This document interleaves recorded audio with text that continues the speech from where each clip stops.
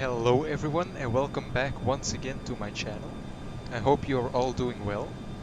Today we are going to fly the Airbus A320neo from Brazil to one of the more challenging airports in South America, Santos Dumont. We are flying with LATAM today. The flight number is, let me check real quickly on SimBrief. The flight number is LAN 3322 and the flight should take around one and a half hour or so according to SimBrief. As for the aircraft, I'm just gonna be honest, this thing makes me want to go back to the tollys from X-Plane so badly. It's not a very decent aircraft in my opinion. Visually it looks absolutely stunning, but when it comes to how it flies, it's a very weird bird, especially during landing, because the elevator becomes very sensitive when you try to flare it. I have tried messing around with the sensitivity and I've practiced my landings a little bit, but I still can't get a landing rate of under 400 feet per minute. So yeah, I'm still hopeful, it's just a matter of getting used to the aircraft, but this is definitely not my favorite aircraft so far. But you know, until a third-party developer releases a payware aircraft, this will have to do sadly. I did install the fly-by-wire mod for this aircraft in the hopes of making it a little bit more bearable. Thanks to this mod we do have a lot more systems at our disposal now. And yeah, if you want to download the mod yourself, a link will be in the description below. Now without further ado, let's get this aircraft to Santos Dumont, shall we? Now as you can see, the ground service doesn't really work the way it should work, but also the jetway is not actually connected. But yeah, I think it's still a work in progress. But anyway, let's jump into the cockpit. Here we are. The only thing I've really done is I have turned on the two batteries and connected the external power. And I've also set the adheres into the nav position. All of the fuel pumps can stay off for now. The navigation light can go on. Passengers seatbelt sign and no smoking sign can go on. The emergency exit lights can be armed. Can turn up the brightness of the how should I say, the integrated lights. Temperatures can just go to somewhere in the middle like that. Now we will go down to the FMC, turn up the brightness a little bit first, and we'll go to the init page. We are at SBBR, and we are going to SBRJ if I'm correct, which I am.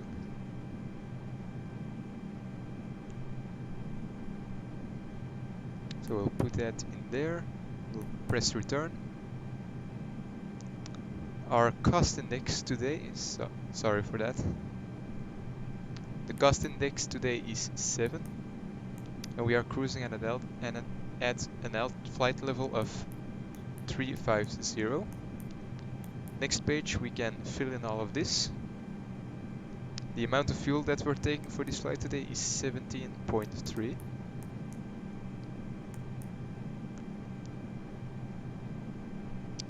And then our zero fuel weight is 134.9.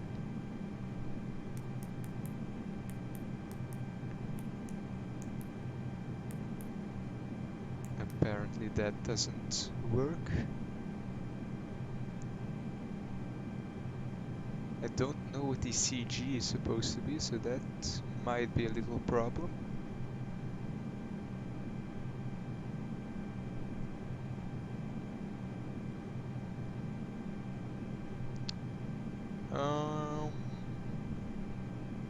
Yeah, I have no idea what the center of gravity is, so we'll just leave that open. It's not really that important. But before we do anything else, I'm just real quickly going to turn up the brightness of all of these displays.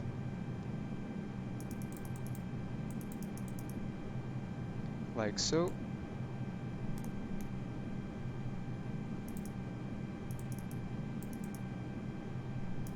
There we go. And we can turn up the brightness up here as well. Now back to the FMC, we will go to the flight plan page. We'll go to SBBR, departure. We are departing via runway 11 right on the LiveF1B departure. There we go, this one. With the Nimki transition. It does take a while for it to load in, so you just have to be a little bit patient. There we go. Insert that. As you can see, all of the waypoints are in here.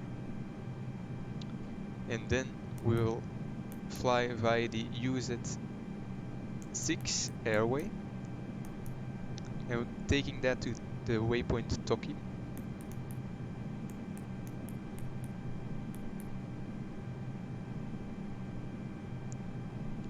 Apparently it just says it's directed to him, so doesn't really matter. Now we will go to the arrivals page.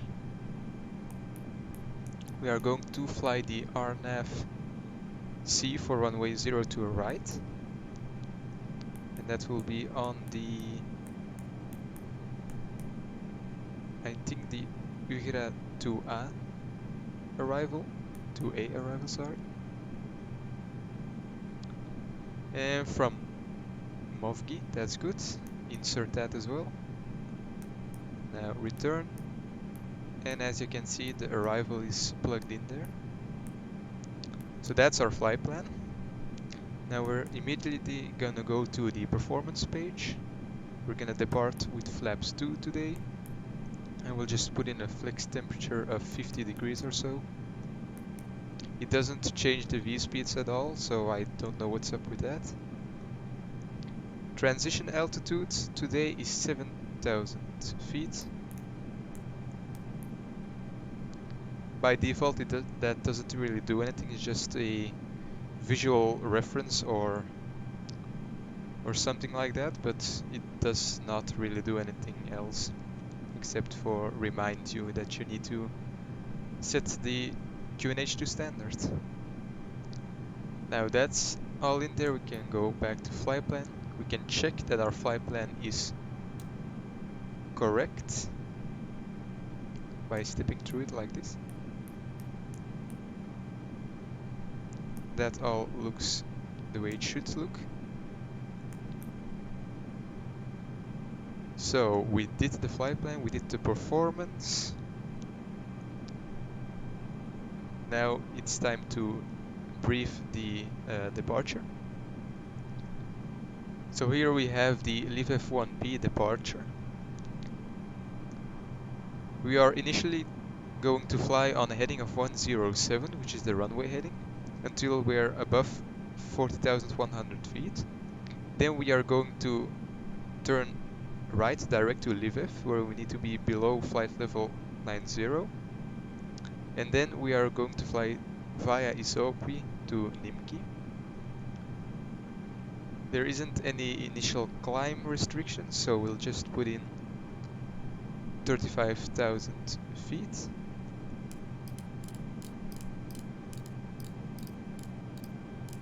Like so. And I'm gonna try to take a listen at the to the ATIS report.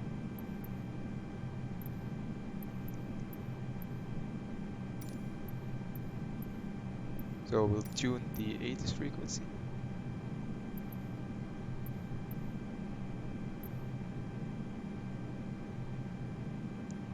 Doesn't seem like that does anything, so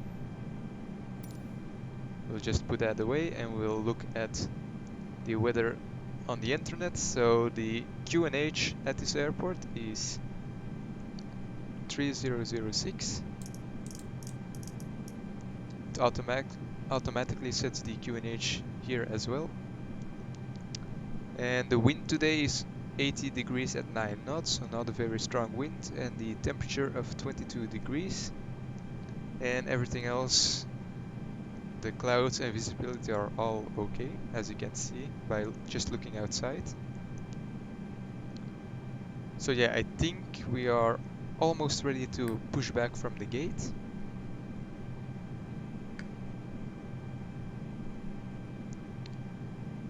Yes, I think we are ready, so we will call the pushback truck now.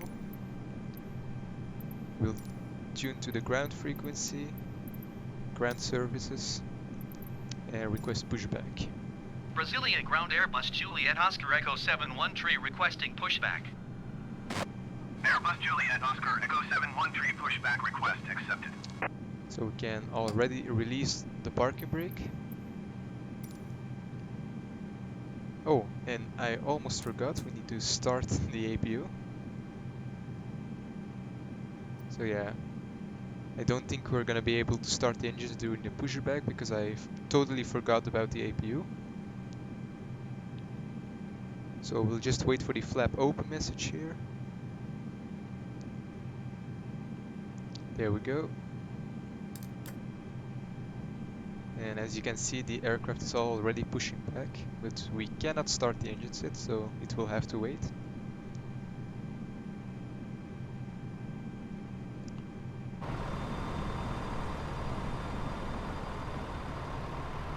That man would probably be dead in real life.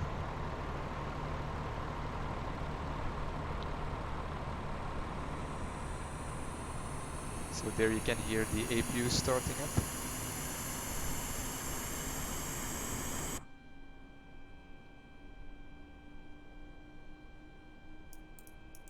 Oh yeah, right. This was apparently a known bug, so hopefully they will turn on again in a bit. Because otherwise we won't be able to do this flight really.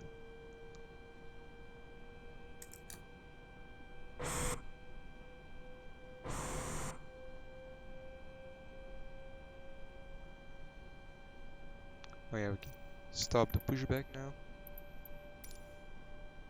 Brazilian ground Airbus Juliet Oscar Echo 713 requesting the end of pushback. Airbus Juliet Oscar Echo 713 request to end pushback received.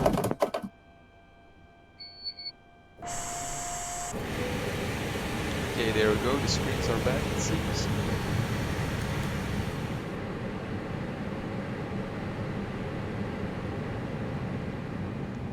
I do hope that won't happen very often.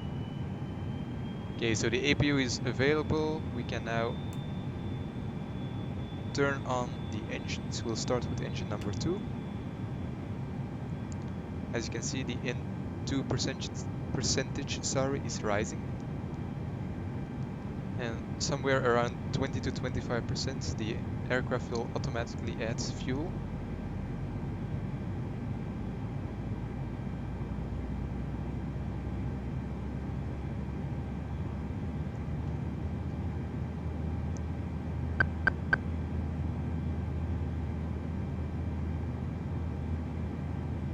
Oh, of course we need to turn on the fuel pumps, because otherwise the aircraft won't be able to add any fuel. So there we go. It seems I'm forgetting a lot of things today.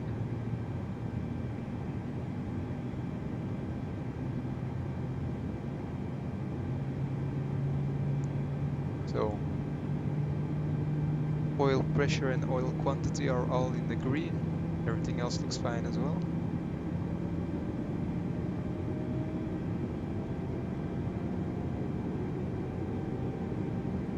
We have one good engine. Let's make it 2.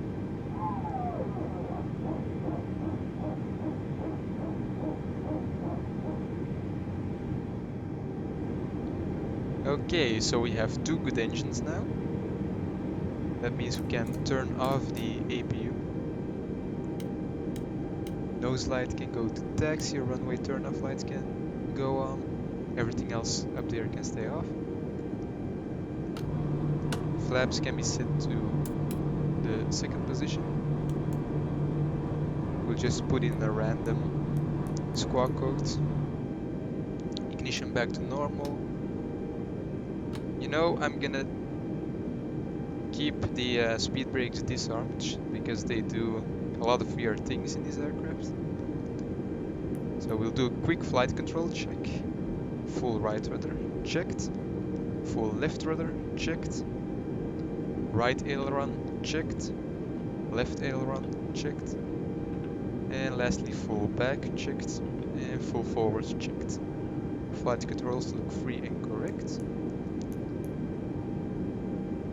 Auto brake can be set to max. Cabin again.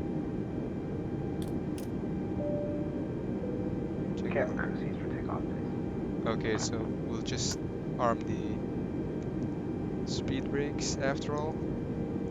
Takeoff config is checked. We are ready to taxi. Parking brake released. Advance the throttle a little bit.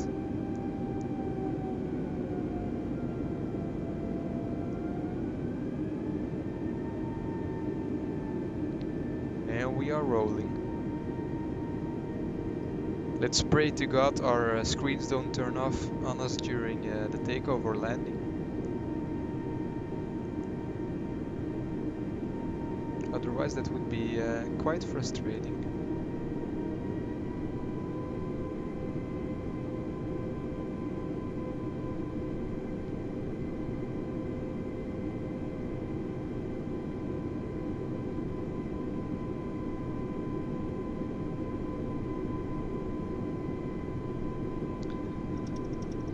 So to taxi to runway 11 right, we're gonna make a right turn on the first taxiway here.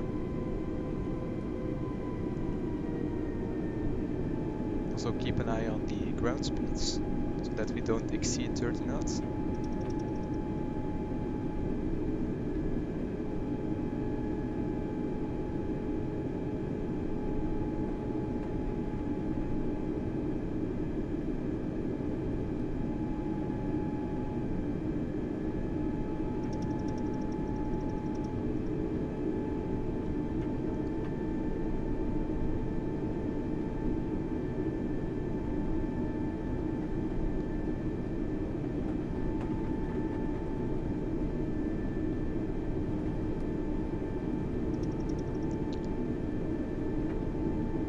Can see the aircraft wobbling all over the place. I do hope the guys at Microsoft will fix the taxiways in this game, but because this to me seems very unrealistic that the aircraft wobbles like that because of all the dents and in the taxiways.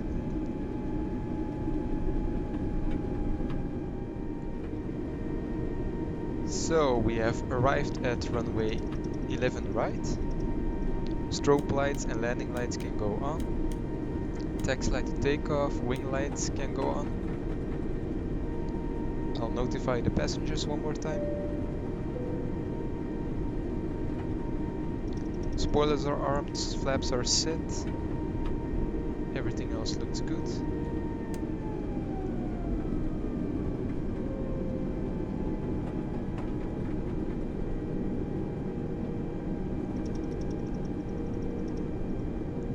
No blue messages in the eCam, so I think we are good to go. Runway 11 right is identified.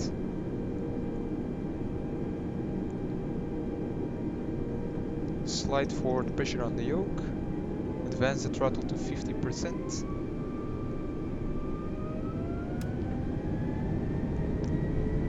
Okay, manual flex, SRS, runway, nav blue. Auto throttle blue. Airspeed's alive.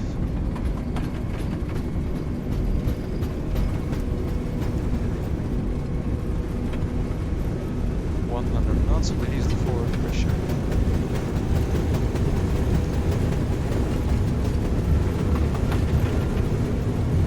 V1, rotate.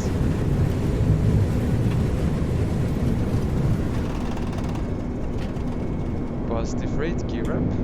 Airbus 713, you were not cleared to take off. Yeah, I know.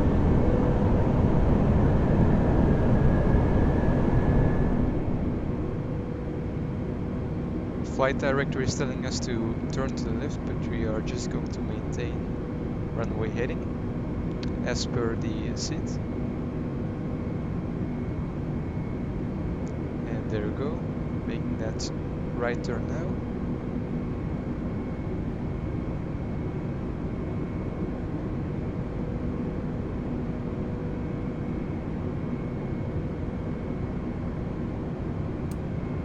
Reduce the thrust to climb power.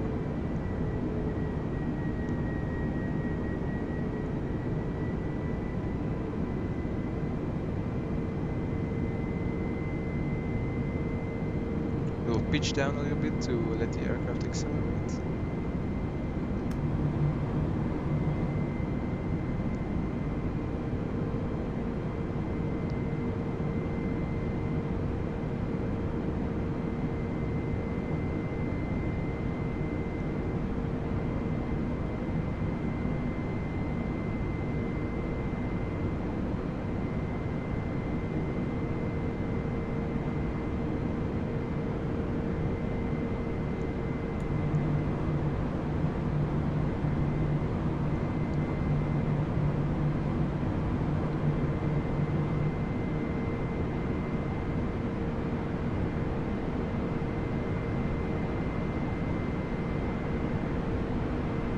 Okay, autopilot 1 is coming on. Speed brakes can be disarmed, flaps are up. Auto brakes are disarmed as well. Runway turn-off lights, wing lights and the tax light can go off now. The aircraft is climbing away at 250 knots like it's supposed to. And we've crossed 7,000 feet, so the QNH can go to standard.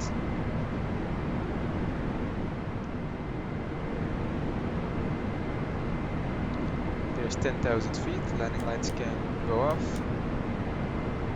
And now the aircraft will accelerate to its climb speed of 320 knots.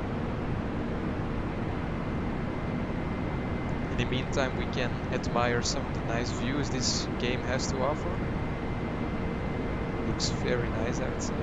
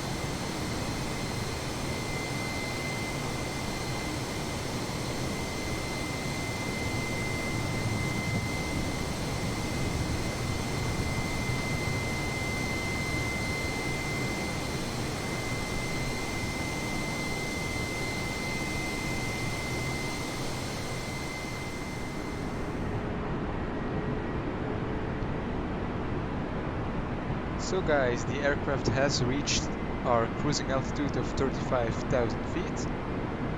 As you probably saw by the lightning flashes, we overflew a small thunderstorm. The weather radar also shows there's quite a lot of weather activity in our surrounding area, but nothing to worry about. We are well above it. Now I will probably cut the video right here, so I will see you back at the top of descent, which isn't very far as you can see. We will probably start our descent somewhere around here instead. But yeah, for now, sit back, relax, and enjoy the views I've got in store for you.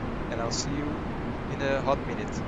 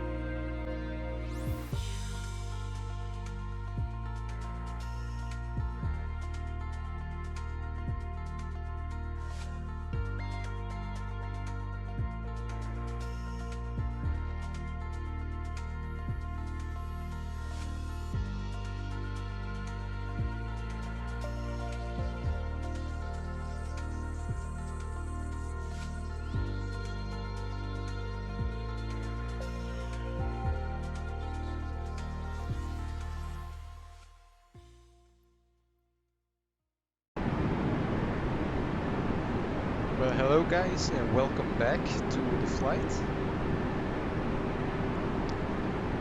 We still have 48.4 nautical miles to go until Tokyo, so this seems like a good time to brief the arrival procedure that we're gonna follow. I'll put it on the screen right about now. So like I said earlier, we are flying the A320neo arrival, really, but this says the A320c. But they are pretty much the same, I think, so we're just gonna go off this chart right here.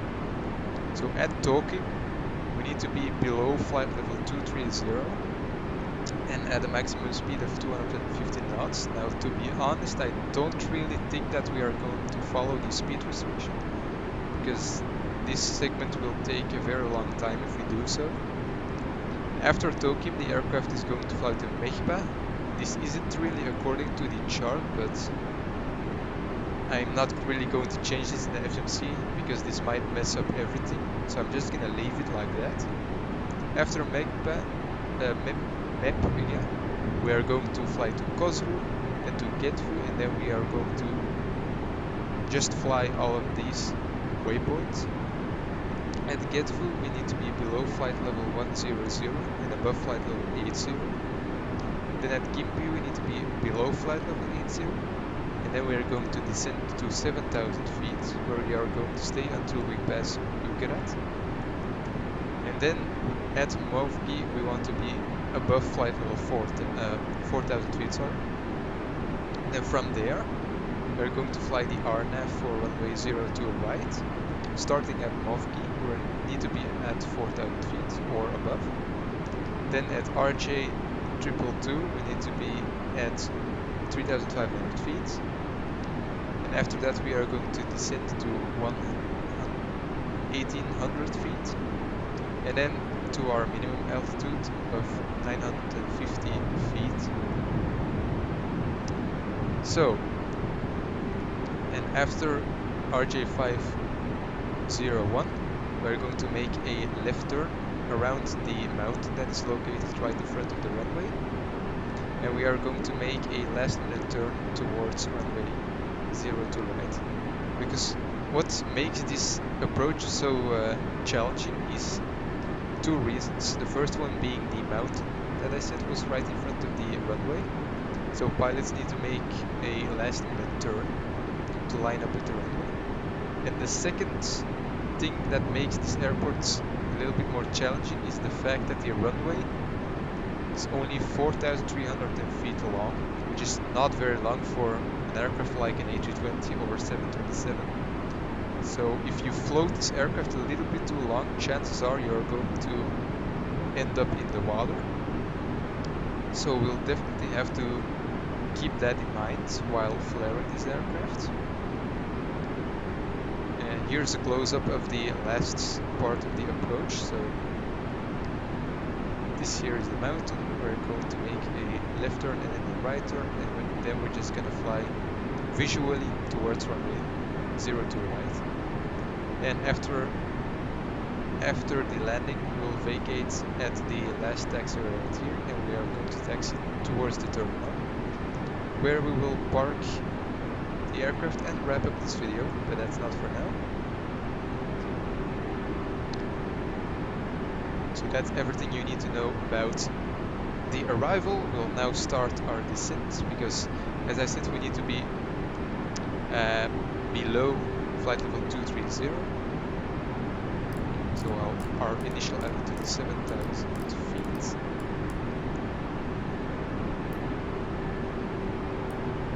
And the aircraft should now start descending. You can see the thrust is being reduced.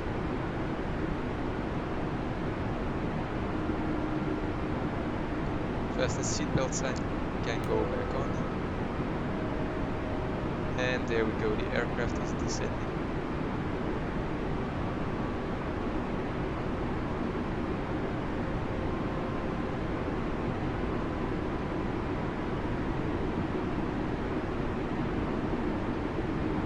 We're probably not going to make the altitude restriction at Tokyo, but that's not really a problem because we're not on an online network.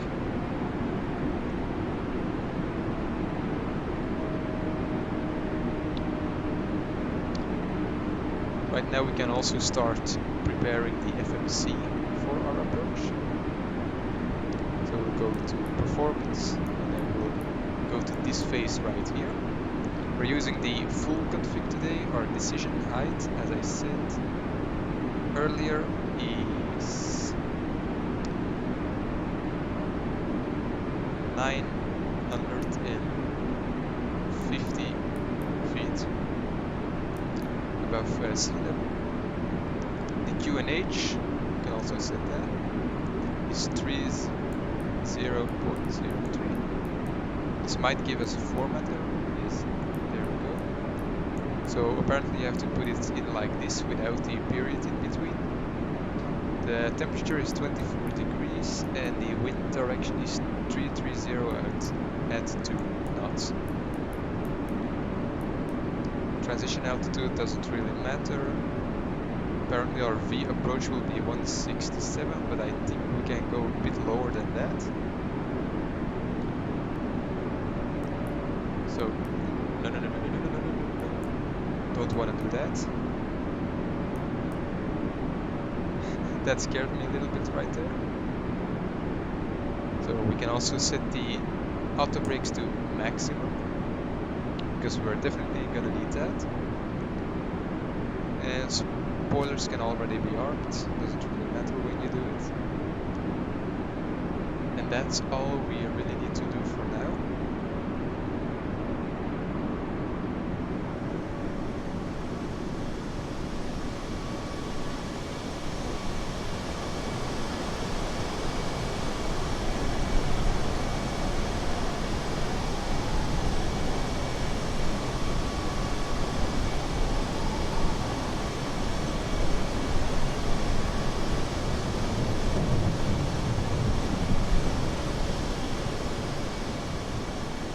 Mod that I downloaded really does a lot for this aircraft. It really does.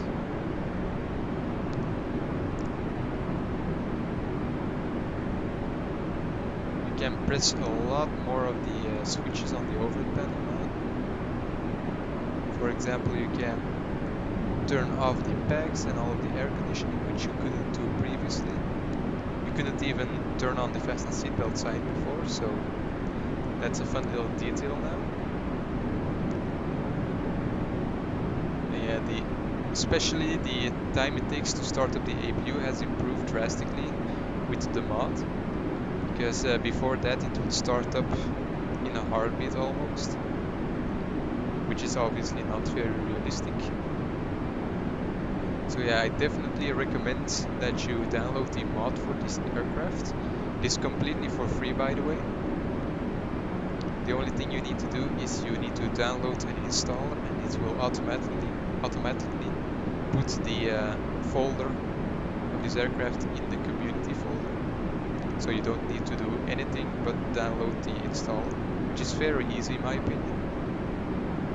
So yeah, the link will be in the description, like I said before.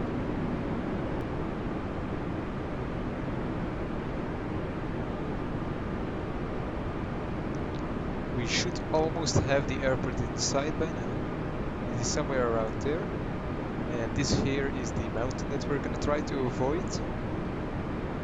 And then out here, that's the location of the statue of Jesus.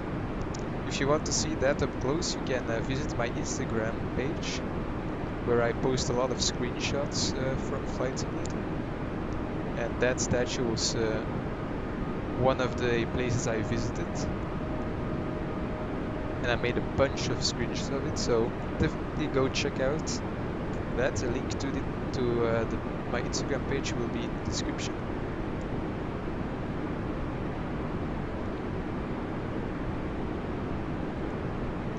In a short bit we are going to start extending the flaps, because we are nearing the airport.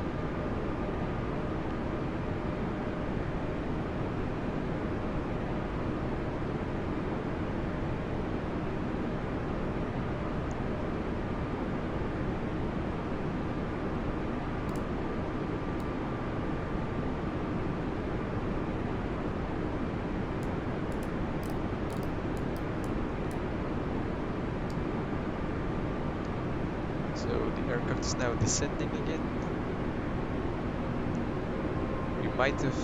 We should have done that a little bit earlier, I think, but it's okay.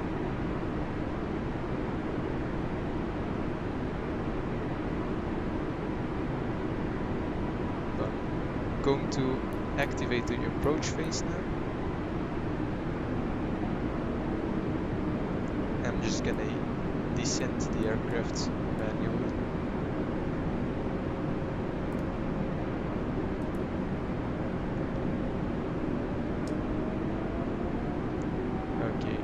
You know what, I'm just going to take manual control, because the aircraft doesn't seem to want to descend very quickly.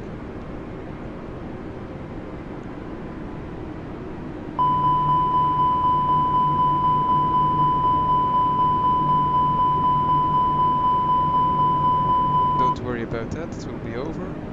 There we go. Okay. So let's pitch the nose down a little bit so the aircraft will descend. We got the airport inside.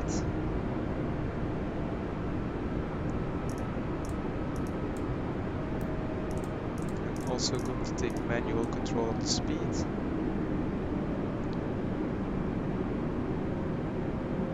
Make sure the aircraft keeps descending.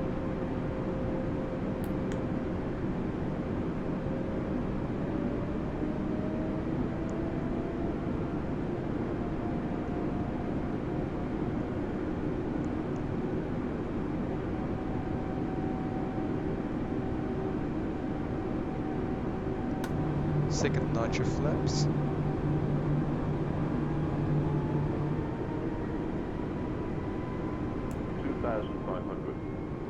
Checked.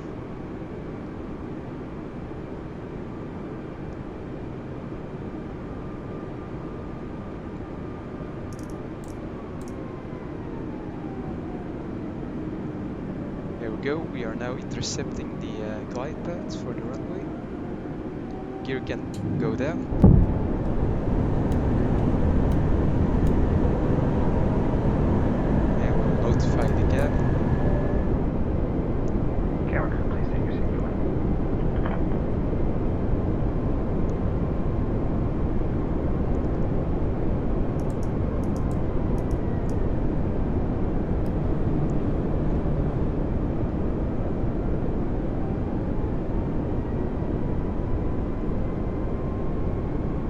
except for the flaps, everything in the ECAM page is green.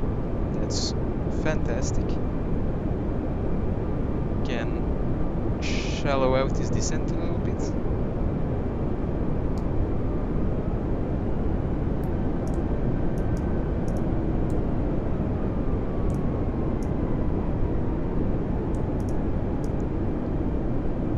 And final notch of flaps.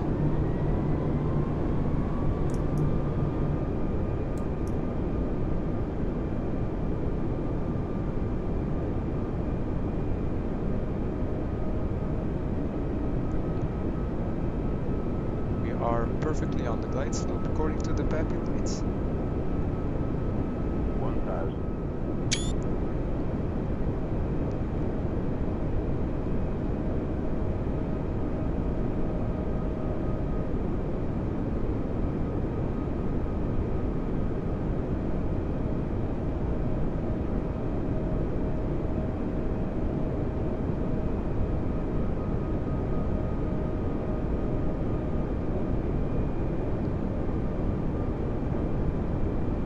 Get ready to make this final turn. 500. Checked. Bit too low. That's okay, that's exactly where we want to be.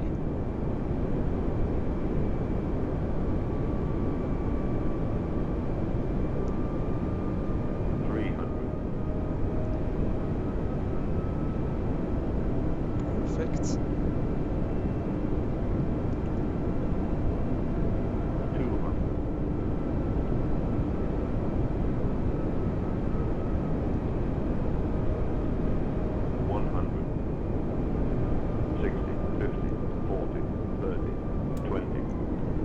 5.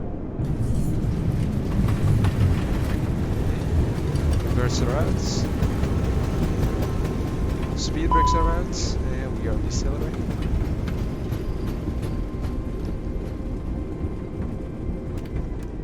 And there we go, guys. Welcome to Santos Dumont. Apparently all of the brakes are hot at the moment, so there isn't a brake fan, so there's not much I can do about it, but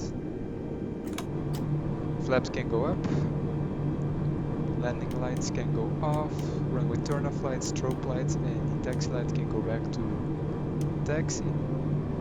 Landing system and flight director can go off. And we can just clear this message.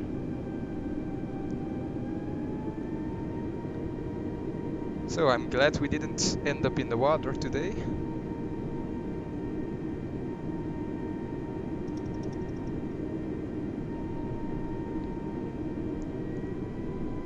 It's not a very easy runway to land at, that's for sure.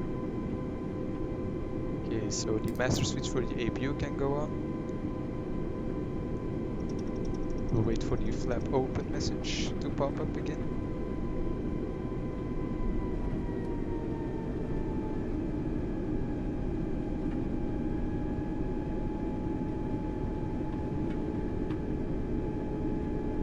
There we go. APU can be started up.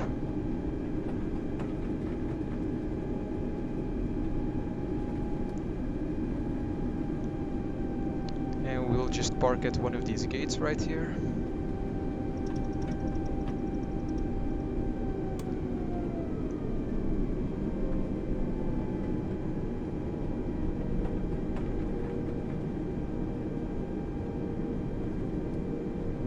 Taxi light doesn't need to stay on. And there we go. Looks like we have a marshaller that's gonna guide us in.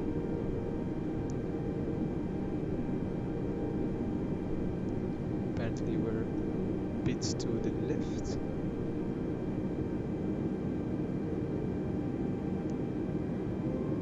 We'll just continue.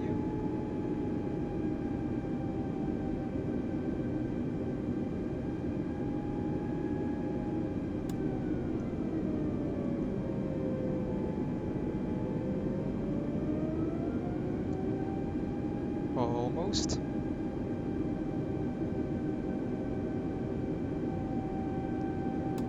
And there we go. Parking brake is set. APU is on and available, I think. There we go, available. APU bleed can go on. Apparently we never disconnected the external power, so... And the engines can be turned off now.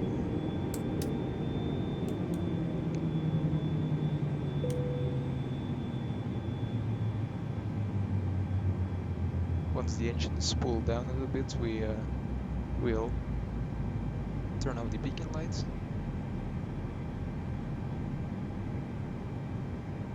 That should be enough. All of the fuel pumps can be turned off, sorry. We can also connect the jetway. Go to ground services and jetway connection. Rio Ground Airbus Juliet Oscar Echo 71 could you please connect the jetway to the aircraft? Airbus Juliet Oscar Echo 71 the jetway is going to be connected. There we go. Now the jetway does work. And here we are, guys. That's going to wrap up today's video. If you enjoyed it, do consider subscribing to my channel and hitting the like button below.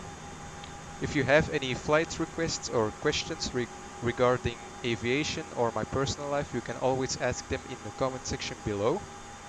But for now, I will see you in the next one. See you guys.